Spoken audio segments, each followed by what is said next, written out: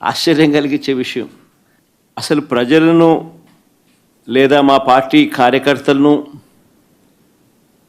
పరామర్శించడం అన్నది ఒక ప్రతిపక్ష నాయకుడు చేస్తే తప్ప అని అడుగుతా ఉన్నా. చంద్రబాబు నాయుడు గారిని సూటిగా ఈ ప్రశ్న అడుగుతా ఉన్నా. ఎందుకు ఇన్ని ఆంక్షలు పెట్టాలి? ఎందుకు పోలీసులు ఎక్కడ పడితే అక్కడ పెట్టి ప్రోగ్రాంకి ఎవరు రాకూడదు అని చెప్పి ఆదేశాలు జారీ చేసి, ఎందుకు వచ్చిన వాళ్ళందరి మీద కూడా ఎక్కడికక్కడ కట్టడి చేసే కార్యక్రమం ఎందుకు చేయాల్సి వచ్చింది? చంద్రబాబు గారు నోట్లో నుంచి ఇటువంటి మాటలు వచ్చినాయి కాబట్టే ఎన్ని అడ్డంకులు క్రియేట్ చేసినా ప్రజల్లోనూ కార్యకర్తల్లోనూ ఒక విప్లవం వచ్చింది.